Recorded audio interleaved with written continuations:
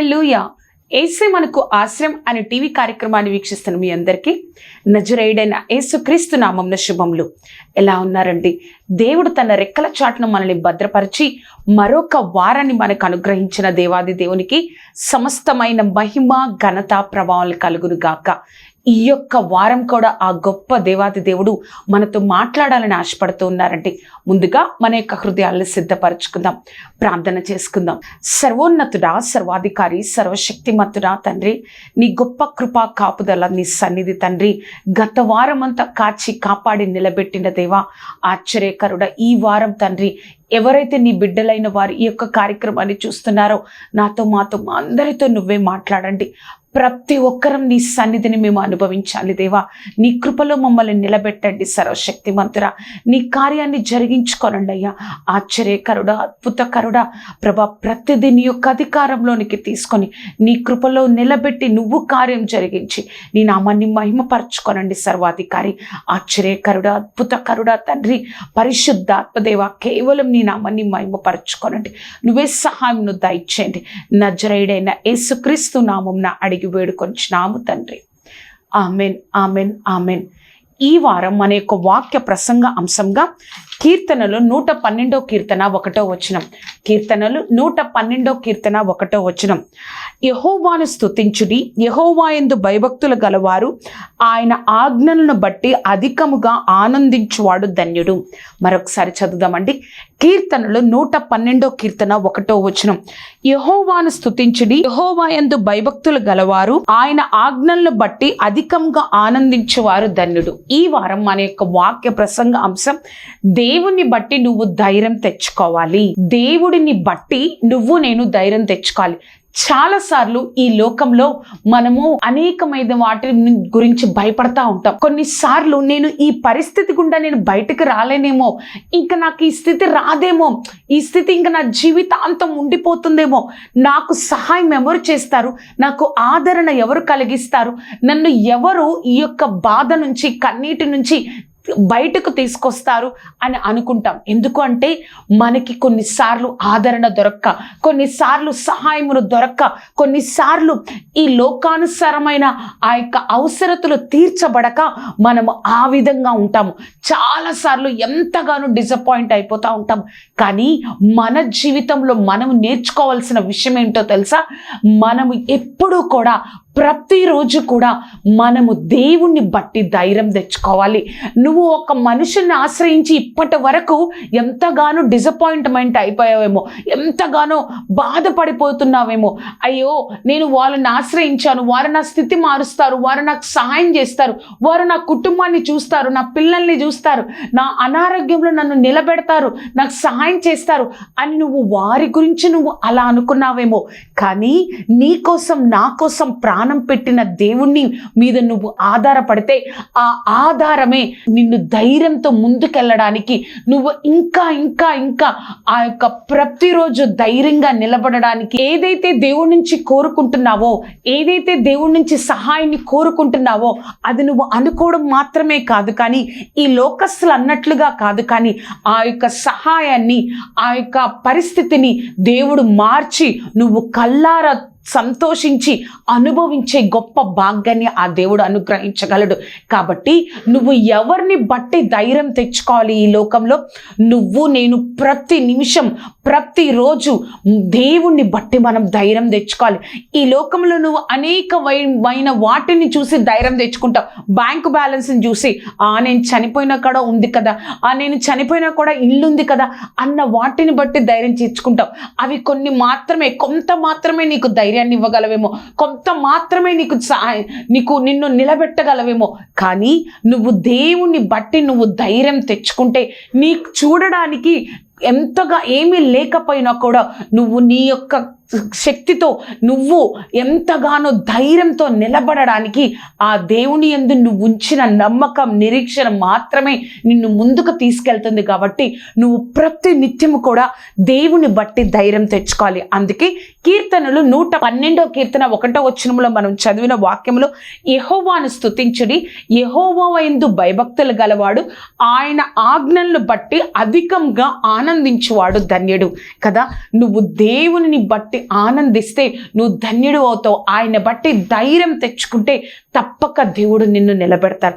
అసలు దేవుని బట్టి ధైర్యం తెచ్చుకొని ఎంతమంది ఆయన యొక్క సహాయాన్ని ఆ నిరుత్సాహ స్థితిలో, ఆ యొక్క డిసప్పాయింట్మెంట్లో పొందుకున్నారో మనము 3 విషయాల్లో ఈరోజు మనం నేర్చుకుందాం. మన యొక్క వాక్య ప్రసంగ అంశం, దేవుణ్ణి బట్టి మనం ధైర్యం తెచ్చుకోవాలి. ఎవరిని బట్టండి? ఒక్కసారి అందరం కలిసి చెప్దామా?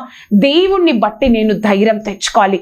మొట్టమొదటిగా దేవుణ్ణి బట్టి ధైర్యం తెచ్చుకో, నీకు తప్పక సహాయం దొరుకుతుంది. దేవుణ్ణి బట్టి నువ్వు ధైర్యం తెచ్చుకో, నీకు తప్పకుండా సహాయం జరుగుతుంది కదా. నేను ఎన్నో రోజుల నుంచి ఎంతగానో ధైర్యంగా ఉన్నాను, కానీ నాకు సహాయం దొరకట్లేదు. వీళ్ళు నా పని చేస్తారు, వీళ్ళు నా ఎంతో ఈ యొక్క సొసైటీలో, సమాజంలో ఎంతో పలుకుబడితో ఉన్నారు, ఎంతో ఆస్తిపరులుగా ఉన్నారు, వారు నా స్థితిని మారుస్తారు, వారు నాకు సహాయం చేస్తారు, వారు నన్ను నిలబెడతారు అన్న ధైర్యం నీకుందేమో. కానీ ఇప్పుడు వారి మాటలు, వారి ప్రవర్తన, వారిని చూస్తున్నప్పుడు నీలో నీకే నిరుత్సాహం, ఒకలాంటి డిసప్పాయింట్మెంట్. ఇంక అయిపోయింది, నా జీవితాన్ని ఇంకెవరు మార్చలేరు, వారు చేస్తారు అని నేను అనుకున్నాను, కానీ వారు నా జీవితంలో జోక్యం చేసుకోవట్లేదు, వారు నాకు సహాయం చేయరు అని నువ్వు బాధపడుతున్నావేమో. కానీ నువ్వు ఎప్పుడైతే దేవుణ్ణి బట్టి ధైర్యం తెచ్చుకుంటావో తప్పక దేవుడు సహాయం చేస్తాడు. మన దేవుడు ఎటువంటి దేవుడో తెలుసా? ఒక వాక్యాన్ని మనం చదువుదామండి. యెషయా 43వ అధ్యాయము 19వ వచనం. యెషయా 43వ అధ్యాయము 19వ వచనం. ఆయన ఎవరో తెలుసా? దేవుడు, నేను అరణ్యంలో త్రోవ కలగజేయుచున్నాను, ఎడారులలో నదులు పారజేయుచున్నాను. అరణ్యంలో, ఒక అడవులో త్రోవ అనేది ఉంటుందా? ఒక దారి అనేది ఉంటుందా? అక్కడ కూడా నేను, ఎడారులలో వాటరే ఉండవు, మనకు అక్కడ నీళ్ళు అనేవి కనిపించవు, కానీ మన దేవుడు ఎడారుల్లో నదులను ప్రవహింపజేస్తున్నాను. అంత గొప్ప దేవుణ్ణి నేను కలిగి ఉన్నాం కదా. నువ్వు దేవుణ్ణి బట్టి నువ్వు ధైర్యం తెచ్చుకుంటే నీకు తప్పక సహాయం చేస్తుంది. అంత గొప్ప దేవుడు కాబట్టి నువ్వు ఆయన బట్టి ధైర్యం తెచ్చుకోవాలి. దావీదు ఫిలిస్తీయులను యుద్ధం నుంచి వచ్చిన తర్వాత సిగ్లాగుకు వచ్చారు. 3 రోజుల తర్వాత ఆ సిగ్లాగ్లో ఎవరున్నారండి? దావీదు యొక్క కుమారులు, కుమార్తెలు, భార్యలు అందరూ ఉన్నారు. అంతేకాకుండా దావీదుతో ఉన్న 600 మంది, వారి యొక్క కుమారులు, కుమార్తెలు అందరూ కూడా అక్కడే ఉన్నారు. కానీ వీరు 3 రోజులు ఆ ఫిలిస్తీయుల కోసం యుద్ధానికి వెళ్ళారు. ఆ 3 రోజుల్లో ఈ సిగ్లాగ్లో ఉన్న వారి యొక్క పిల్లలను అందరినీ, వారి యొక్క ఆస్తిని అమాలేకులు వచ్చి వారిని చంపకుండానే వారిని తీసుకెళ్ళిపోతారు. వారి కలిగిన వాటన్నిటినీ కూడా, ఆ గుడారాలన్నింటినీ కూడా కాల్చివేస్తారు. ఆ విషయం 3 రోజుల తర్వాత దావీదుతో ఉన్న 600 మంది వచ్చి చూసినప్పుడు వారు ఎంతగానో బాధపడిపోతారు. అక్కడ దావీదు గురించి ఒక మాట ఉంటుంది. 1 సమూయేలు 31వ అధ్యాయంలో దావీదు ఏడవడానికి శక్తి లేక బిగ్గరగా ఏడ్చాడంట. ఇంకా ఏంటి నా పరిస్థితి, అంతా పోయింది, నా బిడ్డలు, నా కుమారులు, నా కుమార్తెలు, నా భార్యలు సమస్తము పోయాయి అని ఏడుస్తూ ఉన్నప్పుడు అతనితో ఉన్న 600 మంది ఏం చేయాలి? ఓదార్చాలి కదా. కానీ వాళ్ళు ఏం చేశారు? ఈ పరిస్థితి నీ వల్లే వచ్చింది దావీదు అని చెప్పి, ఆ పరిస్థితి నీ వల్లే వచ్చింది, మేము కూడా సమస్తాన్ని కోల్పోవడానికి, మేము కూడా మా వారిని కోల్పోవడానికి కారణం నువ్వే అని చెప్పి దావీదును చంపడానికి రాళ్ళెత్తారంట.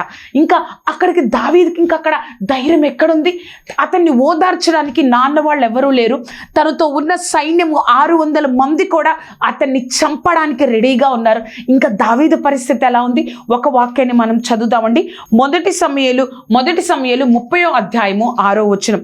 1 సమూయేలు 30వ అధ్యాయము 6వ వచనం. దావీదు మిక్కిలి దుఃఖపడెను, మరియు తమ కుమారులను బట్టి, కుమార్తెలను బట్టి జనులందరికీ ప్రాణము విసికినందున రాళ్ళు రువ్వి దావీదును చంపుదము రండని వారు చెప్పుకొనగా, దావీదు తన దేవుడైన యెహోవాను బట్టి ధైర్యము తెచ్చుకొనెను.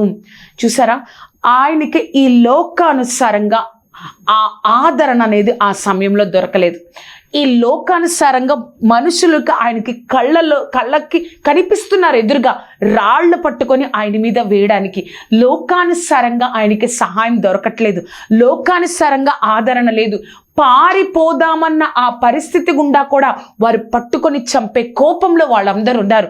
అటువంటి పరిస్థితుల్లో దావీదు యెహోవాను బట్టి ధైర్యం తెచ్చుకొని అక్కడ ఉన్న యాజకులను ఏఫీదు తీసుకొని రమ్మని చెప్పి దేవుని యొద్ద విచారణ చేశారు. ప్రభా, నిన్ను బట్టి నేను ధైర్యం తెచ్చుకుంటున్నానయ్యా, ఈ యొక్క పరిస్థితుల్లో మేమిప్పుడు తరిమిన ఎడల అమాలేకులు ఎక్కడున్నారో మేము వెతికితే వారు మాకు దొరుకుతారా? మా బిడ్డలు, మా భార్యలు, మా సంపద అంతా మాకు కలుగుతుందా అని దావీదు దేవుని దగ్గర ప్రార్థన చేసినప్పుడు దేవుడు చెప్తారు, మీరు తరిమిన ఎడల తప్పకుండా వారిని పొందుకుంటారు అని చెప్పినప్పుడు దావీదు ఆ 600 మంది బయలుదేరినప్పుడు ఆ 600 మందిలో 200 మంది అలసిపోయి ఒక ప్రాంతంలో ఉండిపోతారు. ఆ 600 మందిలో 200 మంది తర్వాత 400 మందితో తన ప్రయాణం చేస్తుండగా 400 మందితో ప్రయాణం వెళ్తూ ఉండగా అక్కడ ఒక వ్యక్తి కనిపిస్తారు. ఆ వ్యక్తి ఇంకా చనిపోయే స్థితిలో ఉంటారు. వీళ్ళు జాలిపడి ఆ వ్యక్తిని లేపి ఆహారము నీళ్లు ఇచ్చి అతన్ని బ్రతికిస్తారు. ఆ బ్రతికిచ్చినప్పుడు ఆ వ్యక్తి, ఎవరు నువ్వు, ఎందుకు ఇక్కడ ఉన్నావు అని చెప్పినప్పుడు ఆ వ్యక్తి చెప్తాడు, నేను ఐగుప్తుడిని, అమాలేకీయులతో యుద్ధానికి ఐగుప్తుడిని ఉండి అమాలేకుల సైన్యంలో ఒక సైనికుని నేను ఆ 3 రోజుల క్రితం సిగ్లాగులో సమస్తాన్ని తీసుకుపోయాను. నేను బాగలేదని చెప్పి మా రాజు నన్ను ఇక్కడ వదిలేసి ఆ సైన్యాన్నంతా తీసుకొని వెళ్ళిపోయారు అని చెప్పినప్పుడు అప్పుడు దావీదు అడుగుతాడు, మేము మీకు సహాయం చేశాం కదా, నువ్వు మాకు సహాయం చేస్తావా? మా వారందరూ ఎక్కడున్నారో, ఆ సైన్యము ఆ యొక్క అమాలేకీలందరూ దోచుకున్న వాళ్ళందరూ ఎక్కడున్నారో మాకు సహాయం చేస్తా ఉంటే ఆ యొక్క వ్యక్తి అడుగుతాడు దావీదుని, నువ్వు నాకు ప్రమాణం చేస్తావా? నాకు కానీ నాకు హాని చేయను అని చెప్తే నేను తప్పకుండా చేస్తానని చెప్పినప్పుడు దావీదు ఒప్పుకుంటాడు. ఆ యొక్క వ్యక్తి దావీదును తీసుకెళ్తాడు. వాళ్ళు అందరూ ఎక్కడున్నారో చెప్పినప్పుడు వాళ్ళందరూ అక్కడికి వెళ్ళినప్పుడు వీరు ఏదైతే ఇశ్రాయేలు నుంచి దోచుకున్నారో అమాలేకీయులు ఆ యొక్క ఆహారంతో, ఆ యొక్క డబ్బులతో, ఆ యొక్క ధనముతో వారందరూ కూడా చాలా ఆనందంతో ఆ భోజనాలు చేస్తూ నృత్యాలు చేస్తూ అక్కడ ఉండడం బట్టి దావీదు ఉదయం నుంచి సంధ్య వేళం నుంచి రాత్రి వరకు వారందరినీ చంపేస్తా వారందరినీ హతము చేశారు. ఆ అమాలేకీయుల్లో పారిపోయిన 400 మంది యవ్వనస్తులు తప్ప మిగతా వాళ్ళందరూ హతమైపోయారు. హతమైపోయిన తరువాత ఏం జరిగిందంటే దావీదు అక్కడ వారు తీసుకొచ్చిన వారన్నిటిని వారు తీసుకున్నారు. ఏదైతే వారు పోగొట్టుకున్నారో వాటన్నిటిని, కుమార్తెలను, వారి ఆస్తిని, సంపదను అన్నిటిని వారు పొందుకున్నారు. అందుకే దేవుడు ఒక మాట చెప్తాడు. 1 సమూయేలు 30వ అధ్యాయము 19వ వచనం, కుమారులేమి కుమార్తెలేమి దోపిడీ సొమ్మేమి వారు ఎత్తుకొని పోయిన దానంతటిలో కొద్దిదేమి గొప్పదేమి ఏది తక్కువ కాకుండా దావీదు సమస్తమును రక్షించెను. David restore everything. ఆ దావీదు ప్రతిదీ కూడా పొందుకున్నాడంట. చూసారా, దావీదు అక్కడ దేవుని బట్టి ధైర్యాన్ని తెచ్చుకోకపోతే ఏమైపోయేవాడండి? ధైర్యాన్ని తెచ్చుకోకపోతే ఏమైపోయేది? అయ్యో, నా దగ్గర ఉన్న ప్రజలు నన్ను చంపడానికి చూస్తున్నారే, నాకు ఆదరణ ఇక్కడ ఏదీ లేదే అనుకోకుండా దేవుణ్ణి బట్టి దేవుడు నాకు సాయం చేస్తాడు. దేవుణ్ణి బట్టి ధైర్యాన్ని తెచ్చుకున్నాడు. ఏదైతే పోగొట్టుకున్నాడో సమస్తాన్ని, బైబిల్లో ఉంది కదండి, పోగొట్టుకున్నది కొద్దిదేమి గొప్పదేమి సమస్తాన్ని దావీదు రక్షించుకొనెను. ఎంత గొప్ప మాట కదా! అది దేవుడి వలనే పొందగలుగుతాం, అది దేవుడు సహాయం వలనే పొందగలుగుతాం కదా. దావీదు ఒక డిసప్పాయింట్మెంట్లో ఉన్నాడు, కానీ తర్వాత కొంత సమయానికే, కొన్ని గంటలకే అంతా ఎందుకు పొందుకోగలిగాడో తెలుసా? దేవుణ్ణి బట్టి ధైర్యాన్ని తెచ్చుకున్నాడు దావీదు. నా దేవుడు నాకు సహాయం చేస్తాడు. ఇక్కడ మనుషులందరూ నన్ను చంపాలని చూస్తున్నారు, నాకు ఆదరణ లేదు, నా కన్నీరు వస్తుంది, నా బిడ్డలు ఎలా ఉన్నారో, నా కుమార్తెలు ఎలా ఉన్నారో, నా యొక్క భార్యలు ఎలా ఉన్నారో, నా ఆస్తంతా పోయింది, ఏమీ లేదు, బూడిద కనిపిస్తుంది నా యొక్క ఇక్కడ డేరాల దగ్గర, ఏం జరుగుతుంది? కానీ దేవుణ్ణి బట్టి ధైర్యం తెచ్చుకున్నాడు. మన పరిస్థితులు కూడా కొన్నిసార్లు అలానే ఉంటాయి కదా. అంతా అయిపోయింది అనుకుంటావు, కానీ దేవుడు పోగొట్టుకున్న ప్రతి దానిని దావీదుకి ఎలా అనుగ్రహించాడో కొద్దిదేమి గొప్పదేమి ఏది తక్కువ కాకుండా దేవుడు సమస్తాన్ని దావీదుకి అనుగ్రహించాడో నీకు నాకు అనుగ్రహించగలిగిన గొప్ప దేవుడు. కానీ ఎప్పుడో తెలుసా, నువ్వు నేను దేవుణ్ణి బట్టి ధైర్యం పొందుకోవాలి. నువ్వు నేను దేవుణ్ణి బట్టి ధైర్యాన్ని పొందుకోవాలి. ప్రభా, నువ్వు సహాయం చేస్తావు, నా పరిస్థితులు ఎలా ఉన్నా కూడా నేను నిన్ను విడిచిపెట్టను, నేను నీ యందు నిన్ను బట్టి నేను ధైర్యం వహిస్తున్నాను ప్రభా అని నువ్వు ఎప్పుడైతే దావీదును లాగా ధైర్యాన్ని పొందుకుంటావో నీ నిరీక్షణను దేవుడు సిగ్గుపరచడు. మన యొక్క వాక్య ప్రసంగ అంశం దేవుని బట్టి నువ్వు ధైర్యం తెచ్చుకోవాలి. మొట్టమొదటిగా దావీదు గురించి చూసాం కదండి. రెండవదిగా మనం చూస్తే నీ పరిస్థితి నిన్ను ఎంత భయపెట్టినా దేవుణ్ణి బట్టి ధైర్యం తెచ్చుకో. నీ పరిస్థితులు కొన్నిసార్లు ఇప్పుడున్న పరిస్థితి కన్నా తర్వాత రేపు వచ్చే పరిస్థితి ఇంకా నిన్ను భయపెట్టచ్చు. కొన్నిసార్లు ఇప్పుడున్న పరిస్థితి అయ్యో నిన్నే బాగుంది అనుకుంటే రేపు బాగుంటుందిలే అనుకుంటే నిన్న బాగున్న పరిస్థితి కన్నా ఇంకా రెట్టింపుగా ఆ పరిస్థితి మన పరిస్థితులు మనల్ని భయపెట్టొచ్చు. కానీ నువ్వు నేను దేవుణ్ణి బట్టి ధైర్యం తెచ్చుకోవాలి. నువ్వు నేను దేవుణ్ణి బట్టి, నా దేవుణ్ణి బట్టి ధైర్యం తెచ్చుకోవాలి. హిజ్కియాకు అష్షూరు రాజు అయిన సెన్హెరీబు ఎంతగానో భయపడతాడు. ఏ విధంగా భయపెడతాడో తెలుసా అండి? ఒక వాక్యాన్ని మనం చదువుదాము. 2వ రాజులు 18వ అధ్యాయం 29 నుంచి 31. హిజ్కియా చేత మోసపోకుడి, నా చేతిలో నుండి నిన్ను విడిపింపగల శక్తి వానికి చాలదు. యెహోవాను బట్టి మిమ్మల్ని నమ్మించి యెహోవా మనల్ని విడిపించును. ఈ పట్టణం అష్షూరు రాజు చేతిలో చిక్కకపోవునని హిజ్కియా చెప్పుచున్నాడే. హిజ్కియా చెప్పిన మాట మీరు అంగీకరింపవద్దు. అష్షూరు రాజు సెలవిచ్చినదేమనగా, నాతో సంధి చేసుకుని నా యొద్దకు మీరు బయటకు వచ్చిన ఎడల మీలో ప్రతి మనిషి తన ద్రాక్ష ఫలమును తన అంజురపు చెట్టు ఫలమును తినుచు తన నీళ్లు త్రాగుచూ ఉండును. మీరు హిజ్కియా చెప్తున్నారు, ఆయన దేవుణ్ణి చూపించి మిమ్మల్ని ఏదో నన్ను జయిస్తాడు, నేను జయిస్తాను అష్షూరు రాజునని దేవుణ్ణి చూపించి చెప్తున్నాడు.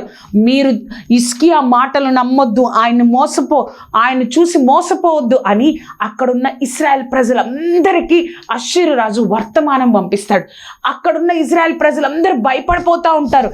అయ్యో, అంత గొప్ప సైన్యం మా మీదకి వస్తుంది, మేము ఏమైపోతాం. అప్పుడు హిజ్కియా ఏం చేస్తాడో తెలుసా? వెంటనే ఈ వర్తమానాన్ని ఆ ప్రవక్త అయిన యెషయాకు పంపిస్తాడు. ఇట్లా మాట్లాడుతున్నాడు ఆ యొక్క అష్షూరు రాజు యొక్క సైనికుడు, ఈ విధంగా మాట్లాడుతున్నాడు అని చెప్పినప్పుడు అప్పుడు వెంటనే యెషయా దేవుడి దగ్గర ప్రార్థన చేసి ప్రవక్త అయిన యెషయా ఈ మాటలు చెప్తారండి. ఏంటి అంటే 2వ రాజులు 19వ అధ్యాయము 6-7 వచనాలు. యెషయా వారితో ఇట్లా, నేను నీ యజమానునికి ఈ మాట తెలియజేయుడి. యెహోవా సెలవిచ్చుచున్నదేమనగా, అష్షూరు రాజు పనివారు నన్ను దూషించగా నీవు వినిన మాటలకు భయపడొద్దు. అతనిలో ఒక ఆత్మను నేను పుట్టింతును. అతను వదంతి విని తన దేశమునకు వెళ్ళిపోవును. తన దేశమందు కత్తి చేత అతను కూలిపోవును. నువ్వు భయపడొద్దు. నువ్వు అనుకుంటున్నావు, ఏమని అనుకుంటున్నావు? నిన్ను తిడుతున్నాడు, నీ ప్రజలను భయపెడుతున్నాడు. ఆ దేవుణ్ణి నమ్మి మీరు ఆ హిజ్కియా చూపించినట్లుగా మాటలకు మోసపోవద్దని. అతడు నన్ను అన్న మాటలకు మీరు భయపడొద్దు. అతడిలో ఒక ఆత్మను పుట్టిస్తాను, అతని కత్తి చేతే అతడు కూలిపోతాడు అని దేవుడు చెప్తున్నాడు. అలా చెప్తున్నప్పుడు ఇంకా హిజ్కియా కొంచెం బాగున్నాడు. కానీ మరలా ఆ యొక్క అష్షూరు రాజు మరలా ఇంకొకసారి హిజ్కియా మీదకి మాటల యుద్ధానికి వస్తాడు. అప్పుడు ఇంకా ఏమంటాడో తెలుసా అండి? ఒక వాక్యాన్ని చదువుదాం. 19వ అధ్యాయము 9 నుంచి 11 వచనాలు. 19వ అధ్యాయం 9 నుంచి 11 వచనాలు. అతడు ఇంకొకసారి హిజ్కియా వద్దకు దూతల్ని పంపి ఈలాగు ఆజ్ఞ ఇచ్చెను. యూదా రాజుకు హిజ్కియాతో ఈలాగు చెప్పుడి, యెరూషలేము అష్షూరు రాజు చేతికి అప్పగింపబడదని చెప్పి నువ్వు నమ్ముకొని ఉన్న నీ దేవుని చేత మోసపోకుము. ఇదిగో, అష్షూరు రాజులు సకల దేశమును బొత్తిగా నశింపజేసిన సంగతి నీకు వినబడింది కదా, నీవు మాత్రము తప్పించుకొందువా? నా పితరుడు నిర్మూలం చేసిన గోజాను వారు గాని, హారాను వారు కాని, రెజేపోలు గాని, తెలాసారు కాని, నిండిన ఏదేనీయులు కాని తమ దేవతల సహాయం వలన తప్పించుకొనిరా. హామాతు రాజు ఏమైనను, అర్బాతు రాజు ఏమైనను, ఆ పట్టణముల రాజులు ఏమయ్యారు? వాళ్ళెవరైనా వాళ్ళ దేవతలను రక్షించారా? నువ్వు ఎందుకు ఇలా విన్నావు అని మరలా హిజ్కియాని భయపెడతాడు. మొదటిసారి ధైర్యం తెచ్చుకున్నాడు, దేవుడు యెషయా ద్వారా మాట్లాడినప్పుడు మరలా భయపెట్టినప్పుడు ఆ యొక్క ఉత్తరాన్ని హిజ్కియా యొక్క సైనికులు హిజ్కియాకి ఇచ్చినప్పుడు ఆయన దేవుని మందిరంలోకి వెళ్ళి ఆ ఉత్తరాన్ని విప్పి ప్రార్థన చేసి ఈ విషయాన్ని మరలా ప్రవక్త అయిన యెషయాకు తెలియచేస్తారు. అప్పుడు మరలా దేవుడు ఒక మాట మాట్లాడతారు. ఏం మాట్లాడతారు అంటే 2 రాజులు 19వ అధ్యాయము 32 నుంచి 34 వచనాలు. కాబట్టి అష్షూరు రాజుని గురించి యెహోవా సెలవిచ్చినదేమనగా, అతడు ఈ పట్టణములోనికి రాడు, దాని మీద ఒక బాణమైనను ప్రయోగింపడు, ఒక కేడమునైనను దానికి కనపరచడు, దాని ఎదుట ముట్టడి దిబ్బ కట్టడు. ఈ పట్టణములోనికి రాక తాను వచ్చిన మార్గమునే అది తిరిగిపోవును. ఇదే యెహోవా వాక్కు. నా నిమిత్తము, నా సేవకుడైన దావీదు నిమిత్తము నేను ఈ పట్టణమును కాపాడి రక్షించుదును. చూసారా, మన పరిస్థితులు ఎంతగానో హిజ్కియాని భయపెట్టాయి. ఎందుకు భయపెట్టాయి తెలుసా? ఆ యొక్క అష్షూరు రాజులకి ఏ యొక్క దేశం మీదకి వెళ్ళినా, ఏ యొక్క రాజ్యం మీదకి వెళ్ళినా వారికి ఒక్కసారి కూడా అపజయం కలగలేదు. ఒక్కసారి కూడా వారు విజయం పొందకుండా వారి దేశానికి వెళ్ళలేదు. ఎంతోమంది కొన్ని వందల సంవత్సరాలుగా వారి యొక్క దేశంలో వారు అపజయాన్ని పొందుకోలేదు. అటువంటి అష్షూరు రాజు హిజ్కియా మీదకి వచ్చి బెదిరిస్తా ఉన్నా కూడా, పరిస్థితులు ఎలా ఉన్నా కూడా దేవుడి మాటను బట్టి హిజ్కియా ధైర్యం తెచ్చుకున్నాడు. పరిస్థితులు అతన్ని భయపెడుతున్నాయి. అతని మీదకి వచ్చే సైన్యము కూడా, శత్రు సైన్యము కూడా బహుబలమైనది. అపజయము లేని సైన్యం అతని మీదకి వస్తుంది.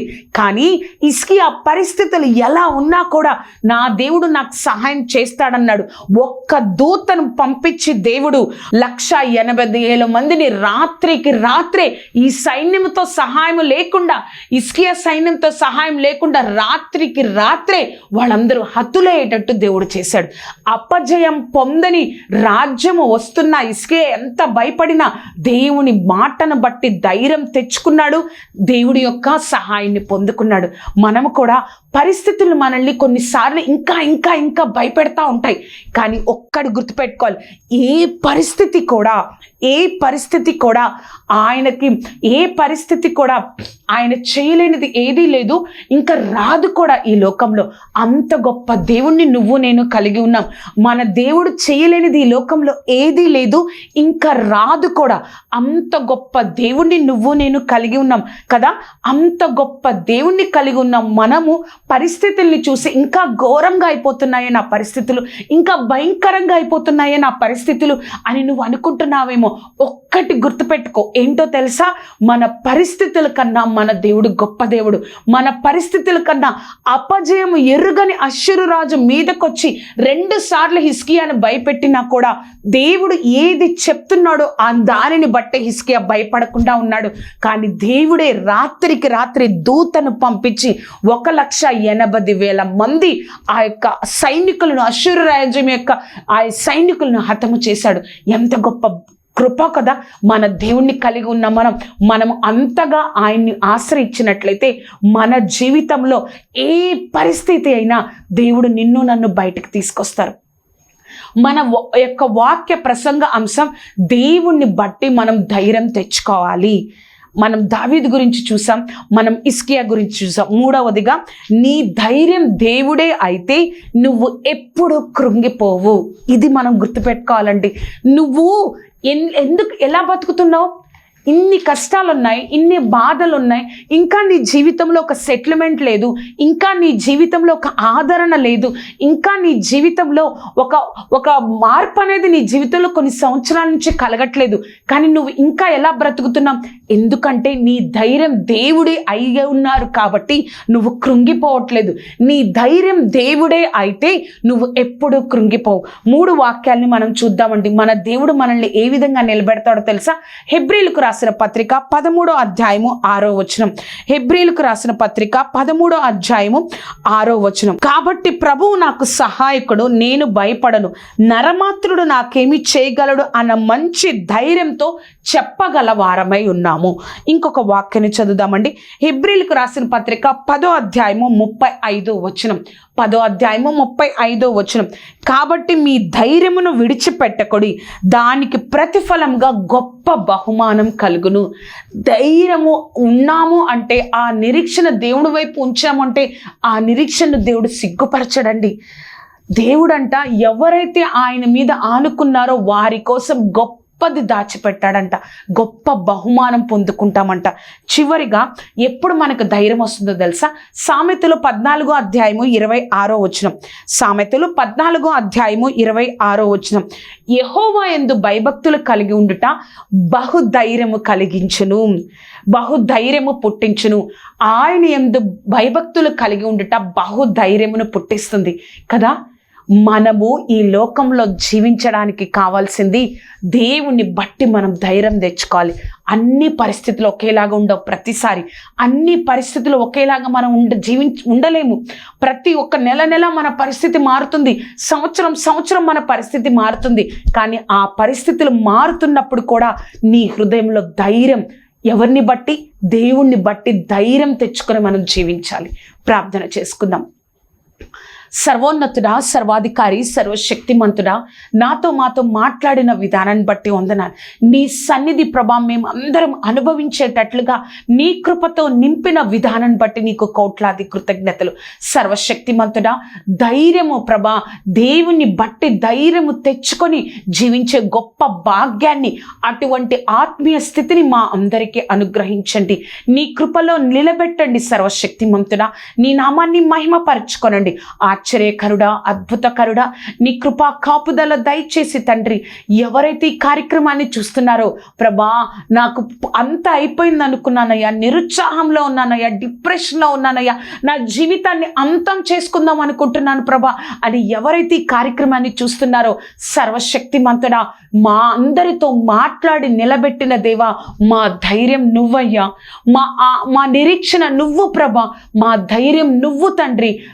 నువ్వు సహాయం చేస్తావు, నువ్వు తప్పక మమ్మల్ని నిలబెడతావన్న ఆశ మమ్మల్ని బతికిస్తుందయ్యా అన్న ఆత్మీయ స్థితిలోనికి మా అందరినీ తీసుకురండి. సర్వశక్తిమంతుడా, నిలబెట్టండి, నీ కార్యాన్ని జరిగించుకోనండి, నీ నామాన్ని మహిమపరచుకోనండి. ఆశ్చర్యకరుడా, అద్భుతకరుడా, నీ కృపా కాపుదల దయచేయండి దేవా. నీ నామ మహిమార్థము కాచి కాపాడండి. పరిశుద్ధాత్మ దేవా, తోడేయండి, నడిపించండి.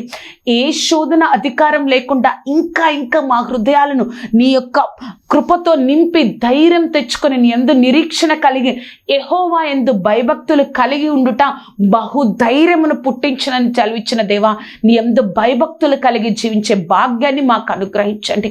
నీ కృపా కార్యం జరిగించండి. నువ్వే సహాయం దయచేయండి. ఎవరైతే ఈ కార్యక్రమాన్ని చూసి ప్రభా నేను నిలబెట్టయ్యా, నాకు ధైర్యాన్ని దయచేయి ప్రభా అని అడుగుతా ఉంటారో ఆదరించయ్యా, నువ్వు కార్యం జరిగించయ్యా, నిలబెట్టు ప్రభా, నీ కృపతో నింపండి. ఏదైతే వారికి నీ చిత్తంలో ఉన్న ఆశీర్వాదాన్ని వారి పొందుకొని ప్రభా నీ సాక్షులుగా నిలబడడానికి వారికి ధైర్యాన్ని దయచేయి. నీ కృపతో నింపండి. నువ్వే సహాయం దయచేయండి. నజరేయుడైన యేసుక్రీస్తు నామమున అడిగి వేడుకొంచున్నాము తండ్రి. Amen, amen, amen. చూసారు కదా అండి, ఈ యొక్క కార్యక్రమం మీకు ఆశీర్వాదకరంగా ఉన్నట్లయితే మీ యొక్క స్నేహితులకు, బంధువులకు ఈ యొక్క కార్యక్రమాన్ని పరిచయం చేయండి. నా గురించి, ఈ కార్యక్రమం గురించి ప్రార్థన చేయండి.